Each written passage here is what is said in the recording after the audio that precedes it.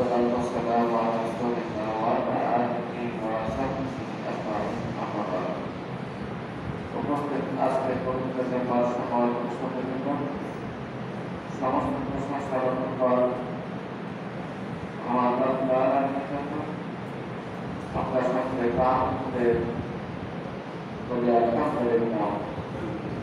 তসলিম হযরত মুহাম্মদ রাসূলুল্লাহ সাল্লাল্লাহু আলাইহি ওয়াসাল্লামের প্রতি আল্লাহুম্মা সাল্লি আলাইহি আল্লাহুম্মা বারিক আলাইহি।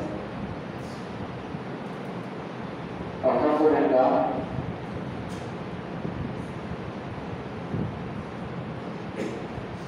আজকে পবিত্র জুমায় আমরা একটি গুরুত্বপূর্ণ বিষয় নিয়ে বলার এবং জানার চেষ্টা করব, যাতে করে আল্লাহ তাআলা এর থেকে কর্মের দিকগুলি আমাদের বাস্তবায়ন করার তৌফিক দান করেন। আমিন। এটিকে যেগুলি কাজ কর্মের নির্দেশনা আসবে করার সংখ্যা থেকে তা থেকে আমরা বিরত থাকার চেষ্টা করবো ইনশাআল্লাহ। সুপ্রিয় উপস্থিতি,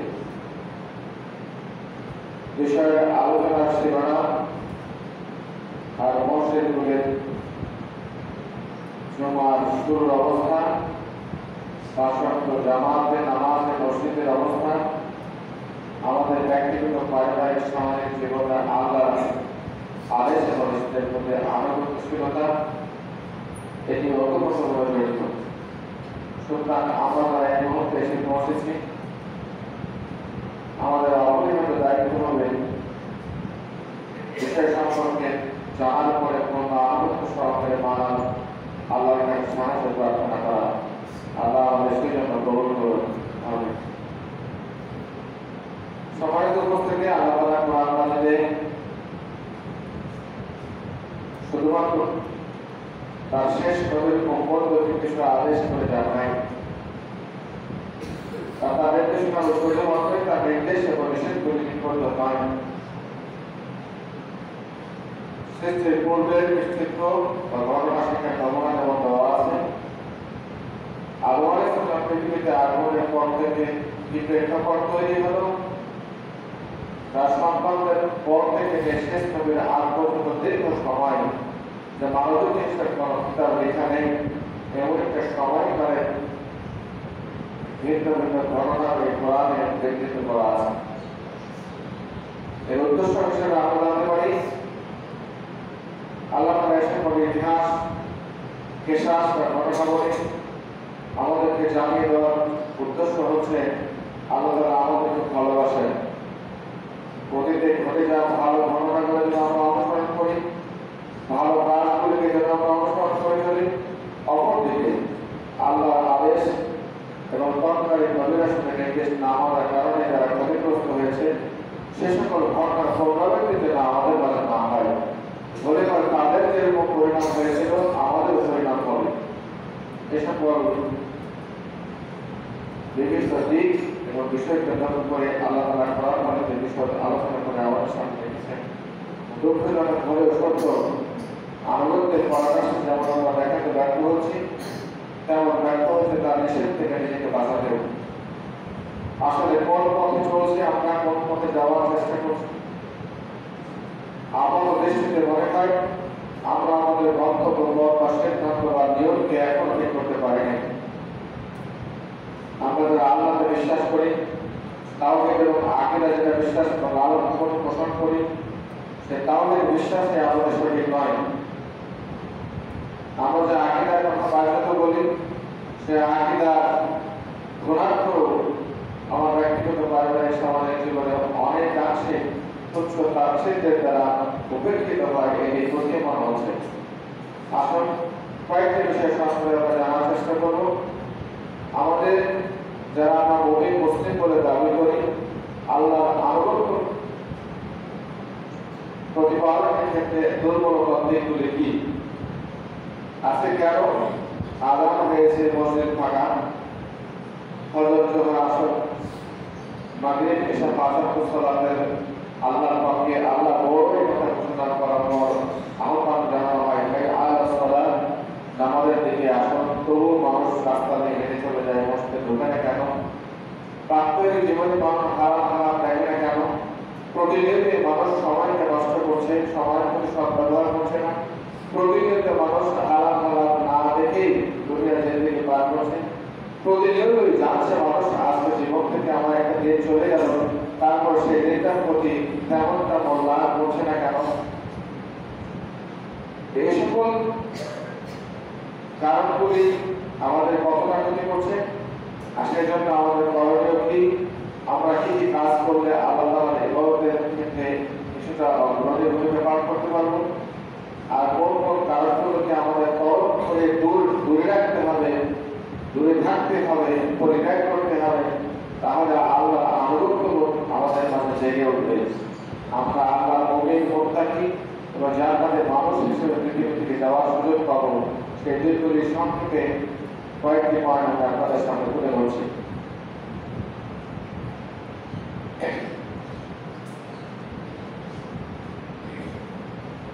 আজকে ভূমিকা যে কথা বললাম, আল্লাহর আনুগত্য বোধের অর্থাৎ আল্লাহর ইবাদত বন্দী করতে গিয়ে আমাদের যে পিছুটান, আমরা কোন কোন কারণে এগুলি করতে পারছি না, করছি না, আমি করছি না, আমরা করছি না, আমাদের সমাজ ব্যবস্থায় প্রতিমান হচ্ছে না, এগুলি তৈরি করার জন্য সকল দিক আমরা দেখতে হবে। এই উদাসীনতা, খোদার আল্লাহ বিমুখতা, রাসূল সাল্লাল্লাহু আলাইহি ওয়াসাল্লামের আনুগত্যের প্রতি আনুগত্যহীনতা, এর কারণগুলি দেখে আমরা দেখতে পাই। এক নম্বর হচ্ছে আল্লাহর সাহায্য কামনা করতে হবে, এখানে আমরা আল্লাহর সাহায্য কামনা করছি না। প্রথম কাজটি হচ্ছে যাকে বিশ্বাস করি, যার আনুগত্য করলে দুনিয়া এবং আখিরাতে কল্যাণ পাবো, সে বিশ্বাসের আলোকে আমরা আমাদের জীবন করছি না, তার কাছে সাহায্য চাইছে না, চাইছে বস্তুর কাছে, ব্যক্তির কাছে, ক্ষমতার কাছে। এইভাবে আসল মহান আল্লাহ কি বলছেন? মহান আল্লাহ সূরা হুদের 88 নম্বর আয়াতে একটা আয়াত, এক নবীর ঘটনা তুলে ধরেছেন। সেই নবীর নাম হচ্ছে শুআয়ব আলাইহিস সালাম। তিনি যখনই কোনো কাজ করতেন, সিদ্ধান্ত নিতেন, পরিকল্পনা নিতেন, তখন তিনি আল্লাহর কাছে তৌফিক চাইতেন। সেই জিনিসটা আল্লাহর কাছে ভালো লেগেছে, তাই আল্লাহ কোরআনে যে কোট করে দিয়েছেন, তিনি বলেছিলেন ওমা তৌফিক ইল্লা বিল্লাহ আলাইহি তাওয়াক্কালতু ওয়া ইলাইহি উনীব। এই কথা আল্লাহ কোরআনে আমাদেরকে স্মরণ করে দেওয়ার জন্য রেকর্ড করে রেখে দিয়েছেন। সুতরাং আমরা যারা আল্লাহর সাহায্য চাইব, প্রথমে এই কথা বলবো ওমা তৌফিক ইল্লা বিল্লাহ। আরবি শব্দ মুখস্থ করতে না পারলেও বলা উচিত, আমাদের বলতে হবে, জানতে হবে, আমল করতে হবে। এরপরে যদি অপরাধতা প্রকাশ করি, তাহলে বলতে হবে আল্লাহ তুমি আমাকে এটা পালন করা তৌফিক দান করুন, এবং তোমার কাছে আমল করতে যেতে হবে, আর করতে যাওয়ার রাস্তা নেই। এক নম্বর হচ্ছে এই যে আল্লাহ আনুগত্য করুন, রাসূল সাল্লাল্লাহু আলাইহি ওয়াসাল্লামের নির্দেশনা দেখে যাওয়া পথ এবং মনকে উপস্থিত করে চলার পিছনে আমাদের উদাসীনতা, অলসতা, আনুগত্যহীনতার মনোভাব, এটা থেকে উত্তরণের জন্য প্রথম শর্ত হচ্ছে আল্লাহর সাহায্য চাইতে হবে। যদি এই কথা ব্যাখ্যা করে বলুন দেখি, 5 ওয়াক্ত সালাত আদায়ের জন্য প্রয়োজন আমরা আল্লাহর কাছে বারবার তৌফিক চাইছি, কতবার মসজিদে এসেছি, আসার চেষ্টা করেছি, নিজেকে পবিত্র রাখার চেষ্টা করেছি, এই যারা নামাজ পড়ে তাদের সহকর্মে বেশি থাকার চেষ্টা করেছে কি? চেষ্টা করি নাই, তার সফলতা কিভাবে আসবে? রাসূল ইসলাম সাহাবী মুআয ইবনে জাবাল রাদিয়াল্লাহু আনহুকে আল্লাহ সাহায্য আদেশ করছেন। আর মুআয ইবনে জাবাল রাদিয়াল্লাহু আনহু বলছেন, আল্লাহ রাসূলুল্লাহ সাল্লাল্লাহু আলাইহি ওয়াসাল্লাম আখাযা বিয়াদিহি, রাসূল মুআযের হাতটা ধরলেন, হাত চেপে ধরলেন, তখন এবং তিনি বললেন, ইয়া মুআয, হে মুআয, ওয়াল্লাহি ইন্নী লা উহিব্বুকা, নিশ্চয় আল্লাহ শপথ করে বলছি মুআয, আমি তোমাকে ভালোবাসি। ওয়াল্লাহি ইন্নী লা উহিব্বুকা, আল্লাহ শপথ আমি তোমাকে ভালোবাসি। তখন এবং তিনি বললেন, উসিকা বিয়া মুআয লা তাআতা ফি দুবুরি কুল্লি সালাতিন তাকু আল্লাহুম্মা আইকা লা যিকরি ওয়াশফি ওয়া হুসনি ইবাদাতিক। মুআযকে হাত ধরে প্রিয় রাসূল সাল্লাল্লাহু আলাইহি ওয়াসাল্লাম বলছেন, মুআয, আমি তোমাকে খুব ভালোবাসি, আমি তোমাকে খুব ভালোবাসি। বলুন তো কে বলছেন কথাটা, কাকে বলছেন কথাটা, কি বলছেন কথাটা? আমাদেরকে ভেবে নেওয়া দরকার। এরপর তিনি বলছেন প্রত্যেক সালাতের শেষে, এটা দুটি হতে পারে, সালাম ফেরার আগে হতে পারে, সালাম ফেরার পরে হতে পারে। তুই এই কথা বলতে ছাড়বে না, প্রত্যেক সালাতের পরে এই কথা অবশ্যই বলবে, সেটা কি? আল্লাহুম্মা আইনি আলা যিকরিকা ওয়া শুকরিকা ওয়া হুসনি ইবাদাতিকা। আল্লাহ, আমি তোমার কাছে চাচ্ছি তুমি যেন আমাকে তোমাকে ডাকার সাহায্য করো, ডাকতে সাহায্য করো, তোমার জন্য কৃতজ্ঞতা প্রকাশ করে আমি, এবং তোমার সাথে যেন আমি উত্তম ইবাদত করতে পারি তোমার। তাহলে আল্লাহর কাছে কি সাহায্য চাওয়া হচ্ছে না? আমি আল্লাহ উত্তমভাবে ইবাদত করবো, তার কৃতজ্ঞতা প্রকাশ করবো, এবং তাকে ডাকবো, আমি স্মরণে ডাকবো আমার প্রতিটি মুহূর্তে। যদি করতে চাই তাহলে আমাকে আল্লাহর সাহায্য চাইতে হবে। সে সাহায্য কোথায় যাচ্ছে? আমরা আমাদের চাওয়া উচিত বলে হাদিস এবং কোরআনের প্রমাণ হলো। দ্বিতীয় পয়েন্ট হচ্ছে আল্লাহর নিকট আশ্রয় প্রার্থনা করতে হবে। ওটা চাচ্ছে না, সরাসরি আল্লাহর কাছ থেকে চাচ্ছে। আর দ্বিতীয়টা হচ্ছে আল্লাহর কাছে আশ্রয় প্রার্থনা করতে হবে। কি বলে? আর আনাস ইবনে মালিক রাদিয়াল্লাহু আনহু قال كان النبي صلى الله عليه وسلم يقول আনাস ইবনে মালিক রাদিয়াল্লাহু আনহু বলছেন যে রাসূল সাল্লাল্লাহু আলাইহি ওয়াসাল্লাম তিনি বলতেন, আল্লাহুম্মা ইন্নী আউযু বিকা মিনাল আজজি ওয়াল কাসরি ওয়াল জুবনি ওয়াল হারহার ওয়া আউযু বিকা মিন ফিতনাতিল মাহইয়া ওয়া ফিতনাতিল মামাত ওয়া আউযু বিকা মিন আযাবিল কবর। তাহলে আল্লাহ রাসূল আল্লাহর কাছ থেকে সাহায্য চাইতে বলছেন। আল্লাহ রাসূল কি বলে? আমার অক্ষমতা, আমার অলসতা এবং মৃত্যুর ফিতনা থেকে, জীবনের ফিতনা থেকে, কবরের শাস্তি থেকে আল্লাহ আমি তোমার সাহায্য চাই। তাহলে আমরা একদিকে যেগুলি করা প্রয়োজন এটার জন্য সহযোগিতা চাচ্ছি না, আর যেটা থেকে বাঁচার প্রয়োজন সেটা থেকে আশ্রয় চাচ্ছি না। তাহলে এই লোকটি বা ব্যক্তি, আমি বা আমরা কোথায় অবস্থান করছি? প্রবৃত্তির খায়েশ, প্রবৃত্তির মনটা চাইছে আমি তাই করছি। যেটা থেকে আমরা আল্লাহর সাহায্য চেয়ে, নিরাপত্তা চেয়ে দোয়া করতে বলা হয়েছে সেটাও পাচ্ছি না, আর যেটা তার কাছ থেকে চেয়ে নিতে বলা হয়েছে সেটাও পাচ্ছি না। বরঞ্চ এই দুয়ের মাঝখানে এমন এক বিশৃঙ্খল বিক্ষুব্ধ লাইফ পাস করছে আমরা, যেটা আসলে বর্ণনা কোথাও আছে কিনা আল্লাহ বলে জানে। তো প্রথম পয়েন্ট হচ্ছে আল্লাহর কাছে ভালো কাজের জন্য তার সাহায্য কামনা করতে হবে। দ্বিতীয়টা হচ্ছে যেগুলো আমরা চাই না সেগুলি থেকে আল্লাহ যেন তার মধ্যে জড়িয়ে না পড়ি, এই জন্য আমরা সাহায্য কামনা করবো। তিন নম্বর পয়েন্ট, নেক আমল সম্পাদনের ধৈর্য ধারণ ও কষ্ট স্বীকার করতে হবে। আজ যদি বাড়ির কাজ রেখে মসজিদে দর্শনে না আসে তাহলে কাজ আসতে পারলে কাজের ক্ষতি হলো, এটা ক্ষতিটা আপনাকে স্বীকার করতে হবে। আপনার অসুবিধা হচ্ছে কোনো কারণে, আপনি আসার চেষ্টা করবেন, তাকে কষ্ট স্বীকার করতে হবে। এটি করতে হবে কিনা শরীয়ত কি বলছে তা আপনার জানা দরকার। মহান আল্লাহ রাসূল আহকামের 35 নম্বর আয়াতে বলছেন, ফাসবির কামা সাবারা উলুল আযম মিনার রাসূল। তোমরা সেভাবেই আমার পথে চলতে গিয়ে ধৈর্য ধারণ করো, সবর করো, যেভাবে শক্তিশালী রাসূলগণ ধৈর্য ধারণ করেছিল। এখানে কে বলছেন কথা? আল্লাহ সৃষ্টিকর্তা। কার উদাহরণ দিয়ে বলছেন? তার পক্ষ থেকে নির্ধারিত মনোনীত রাসূল। নবী এবং রাসূলের পার্থক্য কি? নবীদের প্রতি কিতাব নাযিল হয় নাই, আর রাসূল যিনি তার প্রতি কিতাব স্পেশাল অর্ডার করে নাযিল হয়েছিল। বড় হতে পারে, ছোট আকারের হতে পারে। তো বলছে যে সকল রাসূল অত্যন্ত শক্তিশালী ছিলেন এদেরকেও আমার সন্তুষ্টি পাওয়ার জন্য অত্যন্ত কষ্ট করতে হয়েছে, প্রয়োজনে ধৈর্য ধারণ করতে হয়েছে। ঠিক এভাবেই তোমরা আমার রাস্তায় টিকে থাকার জন্য ধৈর্য ধারণ করো। আজ আপনাকে সালাতের পাবন্দি করতে চাইলে আপনাকে ধৈর্যশীল হতে হবে, হকের প্রতি পাবন্দি করতে চাইলে ধৈর্যশীল হতে হবে, আপনাকে হালাল হারাম মেনে চলতে চাইলে আপনাকে ধৈর্যশীল হতে হবে, পরিবারের দিনই পরিবেশ সংরক্ষণের চেষ্টা করলে আপনাকে সচেষ্ট থাকতে হবে, স্ত্রী পুত্র পরিজন ভাই ব্রাদারের সম্পদ আর্থিক লেনদেন অথবা জমি জমা মেরাজ বন্টন এসব ক্ষেত্রেও আপনাকে ছাড় দিতে হবে। আপনাকে ধৈর্যের পরাকাষ্ঠা না দেখাতে পারলে আপনি আল্লাহর সামনে তো পাওয়ার সুযোগ থাকবে। তাই বলে পাঁচদের অতএব তোমরা ধৈর্য ধারণ করো কামা সাবারা উলুল আযমি মিনার রাসূল। অত্যন্ত শক্তিশালী রাসূলদের উপর ধৈর্য ধারণ করতে হয়েছিল, এরকম কিছু পরিবেশে তোমাদের ধৈর্য করতে হবে। বলা রাস্তাতে দাও যারা মানছে না ওদেরকে শাস্তি হচ্ছে না, এভাবে কারণটা করো। আমাদের মন বলে না আমরা তো একটু হারাম হারাম মেনে বেঁধে চলছি, অনেক কেউ চলে না, ওরাই আমাদের চাইতে ভালো চলছে, ওদের তো আল্লাহ কোনো বিবরণ দেয় না, ওদেরকে আমার কোনো ভজন দেয় না, অনেক সময় বলেই ফেলি আমি। ঠিক এই কথা, ওরা রাস্তা দেখো যারা আমরা আত্মহত্যা করছে না তাদের ব্যাপারে তুমি কখনো তাড়াহুড়া করো না, তোমার যা কাজ তুমি তাই করে চলো। সুবহানাল্লাহ। এছাড়া সূরা শামসের 7 থেকে 10 নম্বর আয়াতে স্পষ্ট করে আল্লাহ বলেছেন, ওয়ানাফসি ওমা সাওয়াহা, শপথ হয়েছে নাফসের, মানুষের জীবনের শপথ, ওমা সাওয়াহা, আর তাদেরকে যেভাবে আল্লাহ তাআলা সাজিয়ে তুলেছে এটারও শপথ।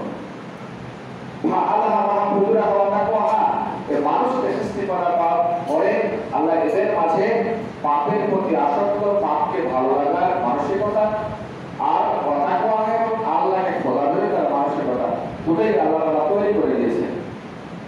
আপনাকে আমাকে পৃথিবীতে পাঠানোর পরে আল্লাহ পাপ করার স্বাধীনতা এবং তাকে অবলম্বনের স্বাধীনতা দুটোই আল্লাহ তাআলা দিয়ে দিয়েছেন।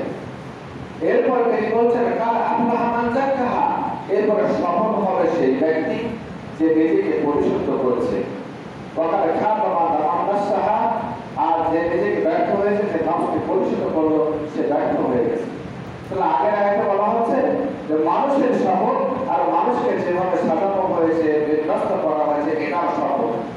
এর অর্থ বুঝতে গেলে অনেক স্টাডি করা দরকার। আপনারা দেখবেন বলে আমি আপনাদেরকে শুধুমাত্র পয়েন্টগুলি জানানোর চেষ্টা করছি মাত্র।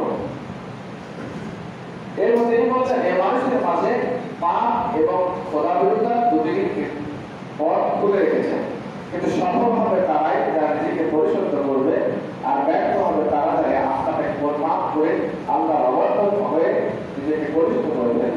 আমরা কোনটা করতে চাই সে সিদ্ধান্ত আমাদেরকে নিতে হবে। প্রিয় উপস্থিতি, জুমার আলোচনা, মাহফিলের আলোচনা, সাপ্তাহিক ক্লাস অথবা মোবাইল ইউটিউবে যে সকল বক্তাদের আলোচনা, এটা হয়তো আপনাকে সাময়িক শিহরণ জাগাতে পারবে ভালো কিংবা মন্দের ব্যাপারে, কিন্তু এটা মেনে চলে নিজেকে দৃঢ়বদ্ধই করে তাকওয়াবান হওয়ার ক্ষেত্রে সিদ্ধান্ত আপনাকে নিতে হবে। এটা বক্তব্য দিয়ে হবে না, কোরআন হাদিস তার জায়গায় থাকতে হবে না, আমাদের প্রত্যেককে কোরআন এবং হাদিসের মাঝে অবগাহন করতে হবে অত্যন্ত গভীরভাবে, নিজের ভবিষ্যৎ অর্থাৎ পারলৌকিক যে দিককে শক্তিশালী মজবুত ও কল্যাণকর করার জন্য। 4 নম্বর পয়েন্ট, সময়ের সদ্ব্যবহার। আমরা কি বলছিলাম? আল্লাহর আনুগত্য বোধের ক্ষেত্রে যে সকল বাধাবির মধ্যে এগিয়ে চলতে হবে সেই দিকগুলি কি কি, নিশ্চয়ই আমরা অত্যন্ত আন্তরিকের সাথে এই বিষয়গুলি খেয়াল করার চেষ্টা করবো ইনশাআল্লাহ। হাসান রাদিয়াল্লাহু তাআলা আনহু বলছেন, শিয়ার আলামে কোবালা 4 নম্বর খণ্ড 585 নম্বর পৃষ্ঠা, বিরিয়াতুল আউলিয়া 2 নম্বর খণ্ড 138 পৃষ্ঠা। হাসান রাদিয়াল্লাহু বলছেন, ইবনে আদম ইন্না মাআকা আইয়াম, হে বনি আদম তুমি একটা সময়ের সময়ের যোগ মাত্র। আর কি অর্থ এখানে আছে? নিশ্চয় তুমি কতগুলি দিবসের সমষ্টি, দিনের সমষ্টি। আমরা প্রত্যেককে নির্ধারিত একটা দিনের সমষ্টি, কেউ 52 বছর পুরোপুরি, কেউ 61 বছর 13 দিন, কেউ 72 বছর 17 দিন, কেউ 73 বছর 28 দিন, যাই হোক না কেন, কেউ 500 বছর 200 বছর, যাই হোক, সবাই হচ্ছে আমরা কয়েকটি দিনের সমষ্টি।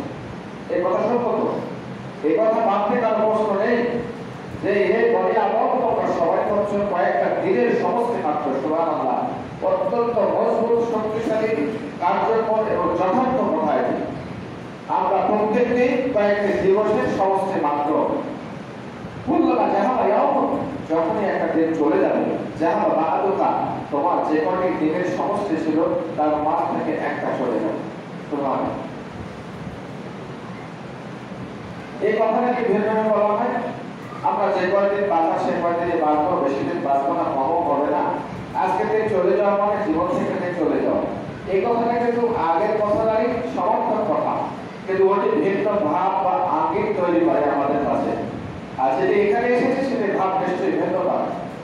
যে বলে আদম তোমরা প্রত্যেকে কয়েকটি দিনের সমষ্টি মাত্র, তোমার মাঝ থেকে একটা দিন চলে যাওয়া মানে তোমার মাঝ থেকে একটা দিন চলে যাওয়া। তোমাদের সমস্যা ছিল তার মধ্যে একটা অংশ চলে যাওয়া। তোমার আসলে মহান আল্লাহ বলছেন এই মানুষের প্রকৃতিটা হচ্ছে এরকম এদের আজকেও দিন যাচ্ছে, কালকেও যাচ্ছে, 1 বছর যাচ্ছে, 10 বছর যাচ্ছে, 50 বছর যাচ্ছে, তাদের এরা কোনো খেয়াল করে না। হাতটা এটা যে আহাত হল পাও, এমনকি যখন এই দিনের সমষ্টিগুলো পেরিয়ে গিয়ে তার মৃত্যু চলে আসে, আল্লাহ আমাকে একটু আগের জায়গায় যাওয়ার ব্যবস্থা করে দাও না, যাতে আমি কিছু ভালো কাজ করতে পারি। তাহলে বলুন তো খেয়াল করতে হবে, আমি যা বলছি তা বলতে নিজেও বুঝতে পারি না সঠিকভাবে, আপনারা বুঝতে পারছেন কিনা জানি না, কিন্তু নিজেদের অভিব্যক্তিগুলি আপনাদেরকে জানবার জন্য অত্যন্ত উদ্গ্রীব থাকতে হয়। আজকে বিকেল থেকে আগামী দিন জুমার আগ পর্যন্ত, আগামী দিন এই জুমায় কি উপস্থাপন করবে এবং কয়েকশো লেকচার আমার হাতে আছে, কয়েকশো লেকচার, কিন্তু মাঝে সপ্তাহে 2 দিন আজকে ভাবি এটা দিব, কালকে ওটা দিব, পরের দিন গত 2 দিন স্টাডি করেছি একটা, কিন্তু আজকে সকাল থেকে আবার সিদ্ধান্ত নিলাম যে ওই 2 দিনের স্টাডি বাদ, আজকে এটা দেব। আমরা আপনাদের নিয়ে ভাবি, আমরা সবাই কোথায় যাচ্ছি, আমরা এটাও ভাবি এই জীবনটা কত, জীবনের হাকিকতটা কি, আমরা এটাও ভাবি মৃত্যু অনিবার্য এক মুহূর্ত সবার জীবনে আসবে। সে মুহূর্তটা অত্যন্ত কঠিন, সে কঠিনকে নিয়ে কেউ ভাবছে না কেন, কিভাবে কোন কথা বললে আমার ভাইয়েরা আমার বন্ধুরা ভাববে। এই জীবন যতটা গুরুত্ব দিচ্ছে এই জীবনের গুরুত্ব তত নয়, এই জীবন একদম নিরর্থক, এই কথাগুলো হয়তো আসবে পরে। এই জীবনকে নিয়ে আমরা এতটাই ব্যতিব্যস্ত হয়ে পড়েছি, কিভাবে কথা বললে মসজিদগুলি যথাসময়ে জুমার দিন মসজিদে আসবে, কিভাবে ছাত্র ভাইরা নামাজ হবে, কিভাবে গ্রামের মুরব্বীরা বাড়ির কর্তারা ছেলেমেয়েদেরকে নিয়ে একটু ভাববে, কিভাবে সমাজের নেতারা একটু নিজেদেরকে নিয়ে চিন্তা করবে। একথা আপনারা যতটুকু না ভাবেন তার চাইতে আমাদেরকে বেশি ভাবিয়ে তোলে। এটি শুধুমাত্র কেবলমাত্র একমাত্র আল্লাহর আযাবের ভয় আর আমাদের প্রত্যাশিত যে কাঙ্ক্ষিত ফল জান্নাত লাভের প্রত্যাশার জন্য অন্তরায়গুলো যেগুলি আমরা মেনে চলছি, এগুলি যতক্ষণ উত্তোলন না করবো ততক্ষণ সেখানে যেতে পারবো না।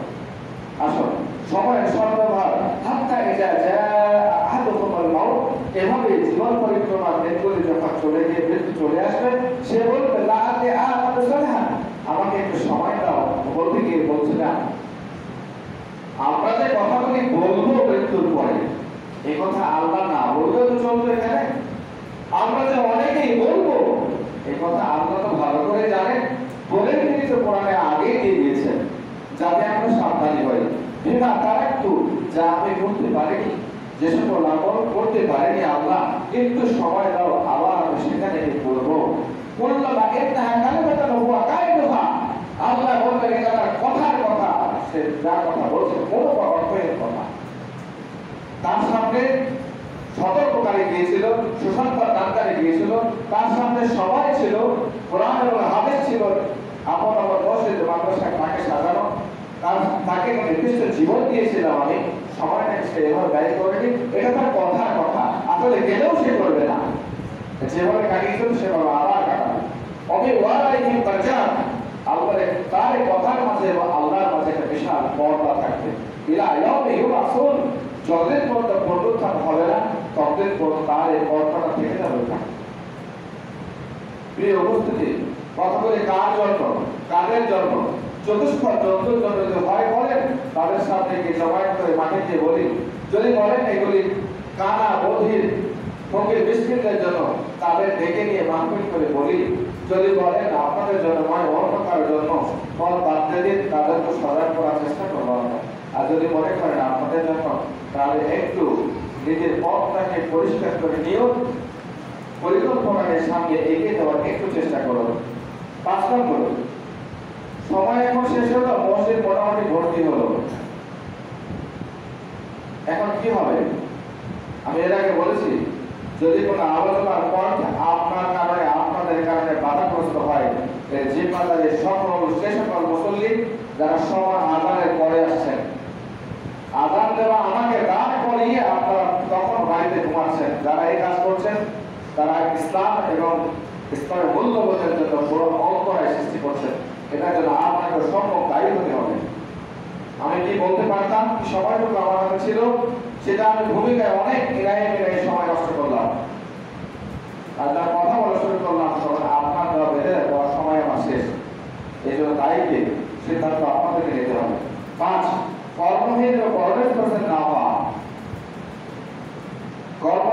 এবং পরনে বস্ত্রে বলুন তো দুটা পয়েন্ট সবাই বাঙালি দুই পয়েন্টের আলাদা সবাই পড়ে আছে কিনা আমরা অধিকাংশ মানুষের কর্ম হয়ে আছে অন্য দিকে তাকিয়ে আছে কে আপনাকে করে দিবে কাজ তখন আপনি করবেন নিজের পায়ে দৌড়ে গিয়ে এই মানুষ ছাড়া যাকে আস্তাকুল মাহমুদ বানিয়েছে এরা ছাড়া কেউ কি আমাদের পরনিষ্ঠ হয়ে থাকে এটা পিঁপড়া যার কোনো অস্তিত্ব বলতে কিছু নেই মনে করি আমরা সে পিঁপড়াকে কারোর জন্য অপেক্ষা করে এটা তেলাপোকা বাড়িতে আছে সে কারোর জন্য অপেক্ষা করে এটা ইঁদুর বিড়াল সে কারোর জন্য অপেক্ষা করে কেউ কি তাদের চাকরি অন্য বাচ্চা শিক্ষা চিকিৎসা নিরাপত্তা ব্যবস্থা করে দেয় তাকে শুধুমাত্র আল্লাহর প্রতি ভরসা করে কোনটা বলেন কর্মের শুধুমাত্র মানুষই আছে আদম সন্তান আল্লাহ বলছেন সূরা মুলকের 15 নম্বর আয়াতে হুয়াল্লাযী জাআলা লাকুমুল আরদা যালুলান ফামশু ফি মানাকিবিহা তিনি তো সেই সত্তা সামনে বসে বসেন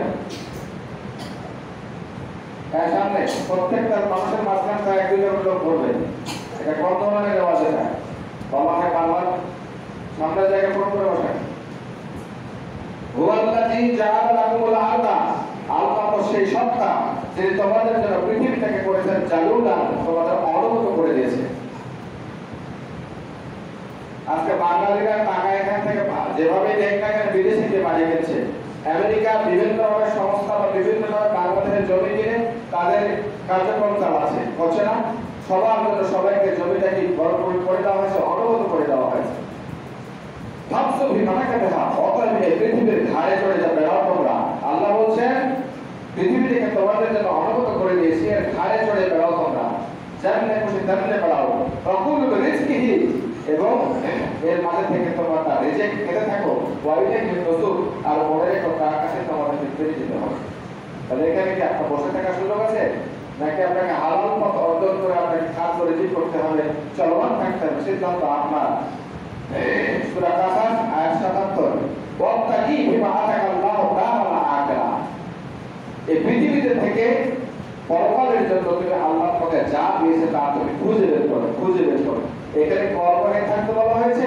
তা পরকালের বসে থাকতে বলা হয়েছে ওয়াত্তাকি বিমা আতাকাল্লাহু দারাল আখিরা পরকালের জন্য যা তুমি চাও তা পৃথিবীতে থেকে তুমি খোঁজ করতে থাকো ওয়ালা তানসা নাসিবাকা মিনাদ দুনিয়া দুনিয়াতে যা আছে ততক্ষণ হালাল উপায়ে তুমি তোমার ভাগটাকে খুঁজে নাও তোমার জন্য কতটুকু করণীয় তুমি কি করতে পারো এটা তুমি দুনিয়া থেকে তোমার অংশ থেকে তোমার জীবনে খুঁজে নাও তোমার পাওনা তুমি দুনিয়াতে থাকা অবস্থায় খুঁজে নাও পাওনা আছে এখানে করণীয় আছে ওয়াহাসান কামা আহসান আল্লাহ যেভাবে তোমার প্রতি দয়া করেছে তুমিও এই সৃষ্টি জীবের প্রতি দয়া অনুগ্রহ করো বলা তাদের ফাসাদ ফিল আরদ পৃথিবীতে কখনো বিপর্যয় সৃষ্টি করার কোনো কৌশল অবলম্বন করিও না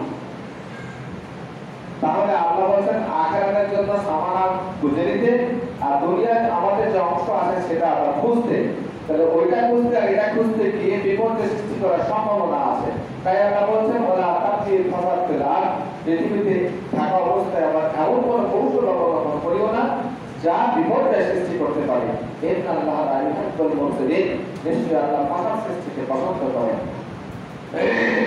আর অনেক কথা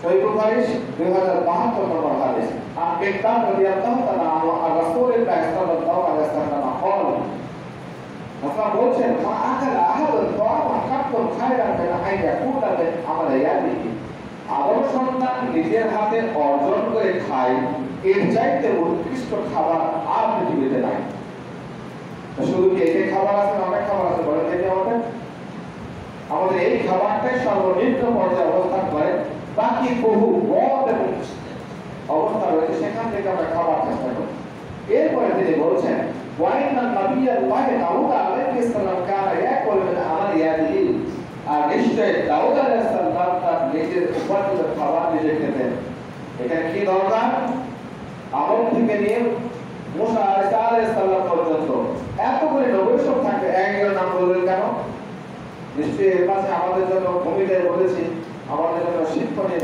বড় দিক আছে দাউদ আলাইহিস সালাম নিজে খেতেন এটা আল্লাহ পছন্দ করেছেন এই কাজটি একটা রাসূলের কাজ সাধারণ মানুষের করবে এটি আল্লাহ ভালোবাসার তাই তিনি বলেছেন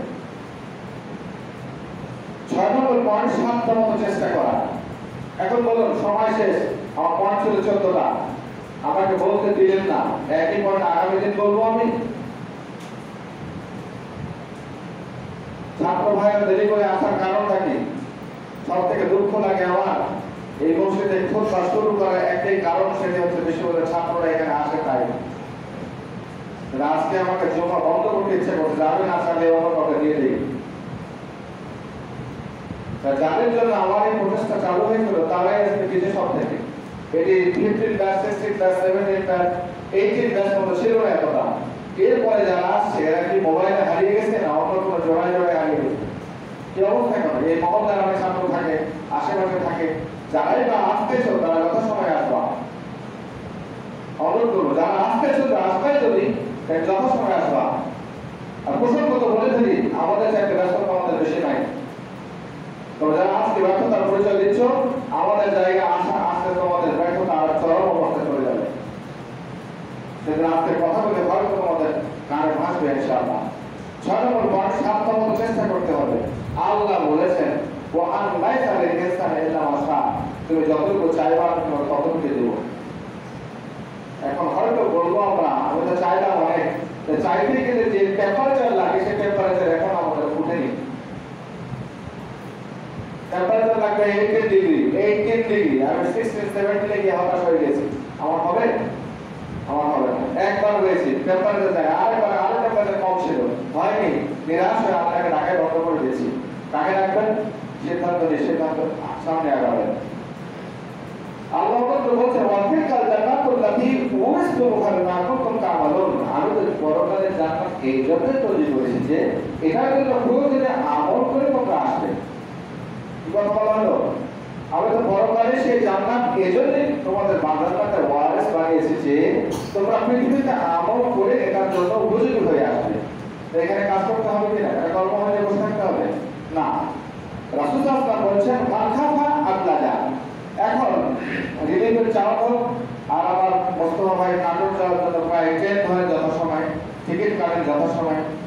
তাহলে এই যে কাজ করি আগে গিয়ে সফল হওয়া, এটা আল্লাহ বলছেন মান খাফা আদলাজা, যে ভয় করলো এবং খুব ঘুরে ঘুরে চলে গেল। কেউ কোনো কাজে সফলতা পাবো কি না এটা চিন্তা করতে গিয়ে ভয় পেল, পাবো কি পাবো না, এরপরে আদলাজা খুব ঘুরে ঘুরে চলে গেল।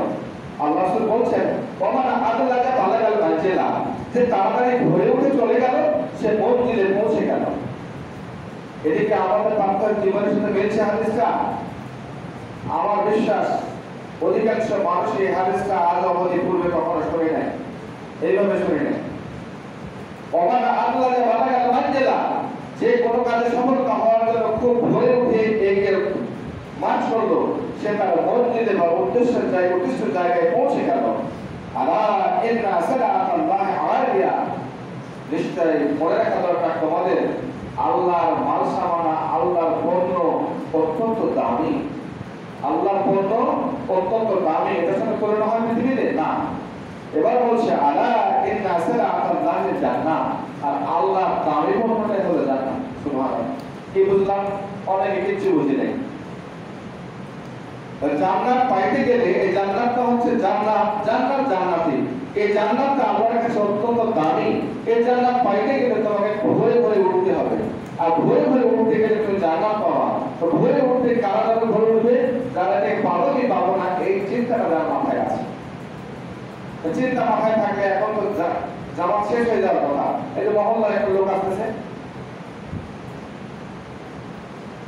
একটা পর্বতের ট্রেন ছেড়ে চলে যাবে। এখনকার কি আধুনিক ট্রেন হচ্ছে, ঢাকায় ট্রেন আসছে না, ট্রেন তো 15 থেকে 15 সেকেন্ড থাকবে না। এখন 20 এসে ভাবছেন আমার হুজুর আমার জন্য এখনো অপেক্ষা করছে। এই হচ্ছে আমাদের মানসিকতা, এই হচ্ছে মঞ্জিল। আল্লাহ কি বললেন? যারা ভয় করলো যে জান্নাত পাবো কিনা, একটু ভয় করে চেষ্টা করলো না, আগে আগে সর্বদাই কাজটাকে প্রাধান্য দিল।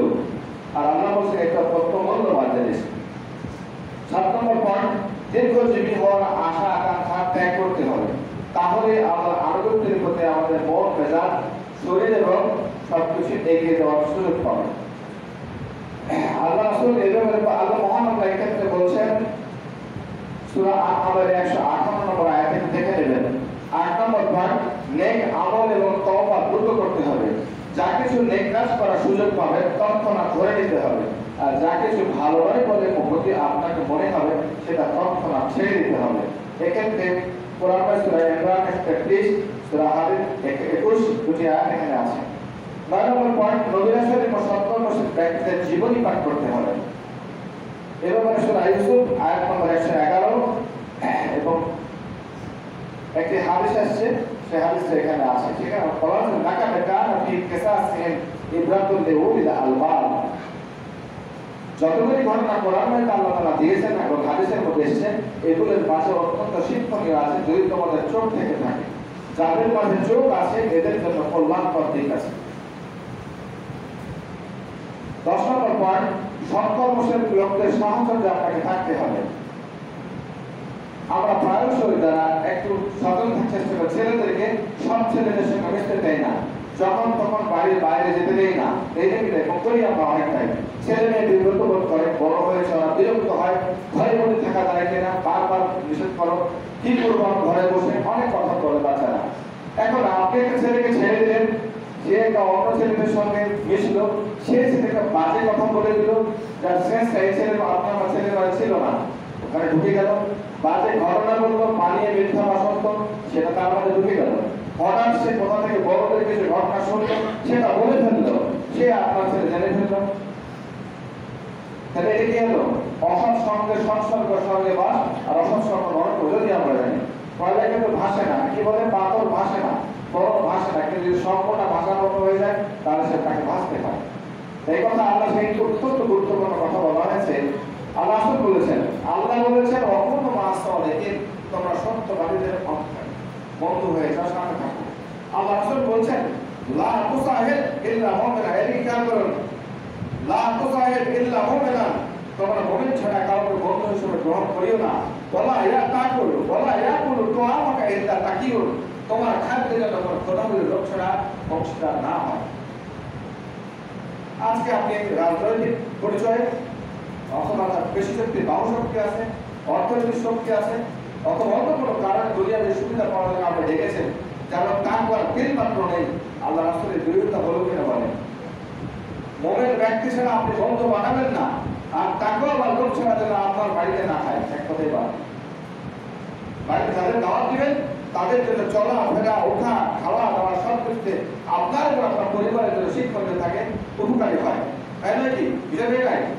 সে আসবে বাড়িতে সালাম দিয়ে ঢুকবে, আপনার বাড়িতে সালাম দেওয়ার নিয়ম নাই, সে কি গেল? সে এসে বললে ভাবি আসবো কি, তারপরে ভাবি আপনার কাপড় চোপড় রেডি হবে, আর ঘর করে ভাইয়ের সাথে ভাবিও ঢুকে যায়, দেখে তাকওয়া শিখবে। একটা তাকওয়া আমার বাড়িতে আসলে প্রতিটি পদকে পদকে পদকে পড়ে অনেক কিছু শেখা যায়। সুতরাং স্পষ্ট কথা, তাকওয়া আমার মানুষ ছাড়া আপনার খাদ্যের মধ্যে কেউ খাদ্য বাড়িতে না খায়, তার মানে ভোগের বস্তু খাবে না, প্রয়োজনে খাবে, সেটা ভিন্ন কথা। কিন্তু আপনার আন্তরিকতার সাথে আল্লাহকে পাওয়ার মানুষের এই কাজটি হয়, এটা অনেক কিছু হওয়া হতে পারে, সে ভিন্ন আঙ্গিক প্রেক্ষাপট থাকতে পারে, কিন্তু ইমানকে বাঁচানোর জন্য এই দিকটাও প্রাধান্য দিতে হবে। 12 নম্বর পয়েন্ট, অলসতা, আনন্দকারী, সময় বিনষ্টকারী বস্তু পরিহার করতে হবে। আজকে যেমন বলা লাগবে না, আধুনিক প্রযুক্তি আমাদের হাতে একটা, পকেটে একটা, কানে একটা, সব কিছু চলছে। এটা যেন সমাজকে বিচ্ছিন্ন করে দিয়েছে, পিতা পুত্রকে আলাদা করেছে, স্বামী স্ত্রী কথা বলা আলাদা হয়ে গেছে, যার কাছে যেমন শেখ আছে তেমন সে তাকে ইউজ করছে, mobile, computer, YouTube, Facebook, Twitter, যা যা আছে, এটা কিন্তু অত্যন্ত সাবধানী হতে হবে। আল্লাহ বলেছেন শহীদ তিরমিজি 2317 এবং 18, মিন হুসনিল ইসলামের মানে তার কোন মা লা ইয়াইনিহি, ব্যক্তির ইসলামের সৌন্দর্য হচ্ছে, প্রত্যেক ব্যক্তির ইসলামের সৌন্দর্য হচ্ছে অনর্থক বিষয় পরিহার করা। মোবাইল রেখে দিয়েছেন, ফেসবুকের লাইন অন আছে, বাচ্চা স্কুল করতে গিয়ে কখন কি চিত্র আসে, যে চিত্রের ধারণা তার আগামী 10 বছর পর হওয়া প্রয়োজন ছিল, সেটাকে কিভাবে নিবারণ করবেন? সাবধান হয়ে যান। কারণ সলাতে যত্নবান, সলাতে প্রত্যেকটা আদর সন্তানের ঘাড়ের পিছনের দিকে শয়তান আমি যখন ঘুমায় 3টা গিরো দিয়ে দেয়, 3টা গিরো মারে। এটা আল্লাহ রাসূল ভালো জানে কিভাবে দিরা। সে যখন ঘুম থেকে না উঠে নামাজ কাজা করে, এই জন্য সর্বাত্মক চেষ্টা করে। সে যখন উঠেই বলে আলহামদুলিল্লাহ, একটা গিরো খুলে যায়। সে বিসমিল্লাহ ওযু করে, আরেকটা গিরো খুলে যায়। সে যখন নামাজ দাঁড়ায়, আরেকটা গিরো খুলে যায়। এখন বলুন তো, যারা নামাজ পড়ছে না তাদের অবস্থাটা কি? 14 নম্বর এবং সর্বশেষ পয়েন্ট, ফজরের পূর্বে ঘুম বর্জন করতে হবে, ফজরের পরে ঘুম বর্জন করতে হবে। আজ আমাদের বলুন তো আমাদের 50 বছর বয়স, জীবনের 5-6 বছরকে 18 ঘন্টা 14-17 ঘন্টা ঘুমাইছে, 5-6-7-8 বছর বয়স। এরপরে যে বয়সটা পেয়েছি, আপনি রাতে ঘুমান 8 ঘন্টা, দুপুরে ঘুমান 2 ঘন্টা, আবার 3 ঘন্টা বাইরে দেন, আপনি এ বলতে কয় ঘন্টা কাটিয়েছেন? 24 ঘন্টা। হিসাবটা আছে করবেন। প্রত্যেক 24 ঘন্টায় কয় ঘন্টা আল্লাহর জন্য নিজেকে নিবেদন করেছেন, এই চিন্তাটা করে দিন পার করার চেষ্টা করবেন। অথচ আপনার জন্য আল্লাহ দোয়া করছেন কি, আল্লাহুম্মা বারিক লি উম্মতি ফি বুকুরিহা, হে আল্লাহ তুমি আমার উম্মতকে সকালে বরকত দাও। ফজরের নামাজ জামাতে পড়ে কোরআন তেলাওয়াত করবেন, হাদিস পড়বেন, ইসলামী সাহিত্য নির্দিষ্ট পড়বেন, ছেলেমেয়েকে কোরআন পড়াবেন, হাদিস পড়াবেন, নিজেও পড়বেন, তারপর কাজে হাত দিবেন। 8টা পর্যন্ত কত কাজ লাগে 3-3.5 ঘন্টায়। সমস্ত বাড়ির কাজ হয়ে যাবে, কর্মস্থলে যান, ব্যবসায় যান, চোর পর্যন্ত কাজ করেন, এরপর দুপুরে রেস্ট করেন, বিকেলে আবার বাড়িতে সময় দেন, আসরের পর প্রয়োজনে বাইরে যান, তাহলে বাড়িতে কাজ করেন, দাওয়াতি কাজ করেন। আপনি কি মনে করেন এই দাওয়াতি মিশনের কাজ শুধু আমার জন্য? প্রত্যেকের জন্য। প্রত্যেক আদম সন্তানের একই দায়িত্ব। বদুইলা সাবিলে রাব্বিকা বিল হিকমা, এখানে আলেম ওলামার কেন উল্লেখ করা নেই। তুমি তোমার রবের দিকে প্রত্যেককে আহ্বান করো। তোমাদের এমন একটা জাতিগোষ্ঠী হওয়া উচিত যারা প্রত্যেকের মানুষকে ভালো কাজের আদেশ দিয়ে মন্দ কাজ থেকে দূরে রাখবে। বাতাস খাচ্ছেন 24 ঘন্টা, আলো বাতাস যা ইচ্ছা তাই ভোগ করছেন আর খাচ্ছেন। জীবনের পরিবার, সমাজ ও রাষ্ট্রের সকল জ্ঞান ভোগ করছেন আর মনে করছেন এই ইসলামের কথা বলা দায়িত্ব মুসলিমের কয়েকজন লোকের। মনে করেন না, এই শক্তি থেকে, এই চিন্তা চেতনা থেকে, এই ধারাবাহিক থেকেই আমাদের আলোচনায় আজকে এখানে দাঁড়িয়ে কথা বলার সুযোগ করে নেওয়া। যদি তাই মনে করতাম যে দরকার নেই, তাহলে হাজারো আলেম এই কথা বলার থেকে নিজেকে নিবৃত্ত রাখতো, নিজেকে দূরে সরিয়ে দিত। না, জেনে গেছি। আপনি কে জানেন না? কে জানেন না নামাজ না পড়লে আজ কঠিন আজাব হবে? কে জানেন না মিথ্যা কথা বলতে পাপ হবে? কে জানেন না মোবাইলে অশ্লীল ছবি, নৃত্য, গান শুনতে পাপ হবে? কে জানেন না মিথ্যা কথা পরিণাম দিই? কে জানেন না হারাম খাওয়ার পরিণতি? কে জানেন না? সবাই জানেন। যে যা জানেন সে অলৌকিক, সে অলৌকিক, সে ততটুকু জানেন। আপনাকে সে জায়গা থেকে আপনার দায়িত্ব পালন করতে হবে। কেউ দায়িত্ব পালন করছেন, আমাদের চাপিয়ে দিচ্ছেন। আসলে এটা অথচ সর্বশেষ পয়েন্ট কি, ফজরের পর ঘুমানো বর্জন করতে হবে, তাহলে আল্লাহ এসে বরকতের ঘোষণা করছে। আসুন আলোচিত 14টি পয়েন্ট সংক্ষেপে আবারও বলছি আমি, যে পয়েন্টগুলি আমাদের আল্লাহর আনুগত্যের ক্ষেত্রে বাধা, এগুলিকে করণীয়গুলি করতে হবে, করণীয় বর্জনীয়গুলি বর্জন করতে হবে। আল্লাহ সাহায্য কামনা করা 1 নম্বর। 2 নম্বর, আল্লাহর নিকটে আশ্রয় চাওয়া যেগুলো আপনি চান না। নেক আমল সম্পর্কে ধৈর্য এবং কষ্ট স্বীকার করা, সময়ের সদ্ব্যবহার করা, কর্মহীন ও কর্মের কষ্টে না থাকা, সাধ্যমতো প্রত্যেক সৎ কাজের চেষ্টা করা, দীর্ঘজীবী হওয়ার আশা আকাঙ্ক্ষা পরিত্যাগ করা, নেক আমল এবং তওবা দ্রুত করা, নবীর রাসূল 70 বছর ব্যক্তিদের জীবনী পাঠ করা, নিজেকে উদ্যমী এবং অনুপ্রাণিত হওয়া, অলসতা এবং আনন্দকারী ও সময় বিনষ্টকারী বস্তুগুলি কাজগুলি ত্যাগ করা, সলাতে যত্নবান হওয়া আর ভদ্রের ঘরে ভোগ ত্যাগ করা। আল্লাহ আমাদের আলোচিত 14টি বিষয়ের উপর আমল করার তৌফিক দান করুন। পৃথিবী থেকে যারা চলে গেছেন সবাইকে আল্লাহ এই জগৎকে ক্ষমা করুন। আমিন। আমিন বলার অভ্যাস নেই আমাদের, না? এই সময় আমিন বলে ফেরেশতারা আমিন বলতে সব দেওয়া কবুল হয়ে যাবে। জীবনে পাপের সে পাবে, আমরা যে পাপ থেকে মুক্ত হই, প্রত্যেকে অপরাধী। আল্লাহ বলেন প্রত্যেকে তোমরা অপরাধী, পাপী। তোমাদের মধ্যে সেই উত্তম যে পাপ করার পর আল্লাহর কাছে ক্ষমা চায়, সে হচ্ছে আমার উত্তম।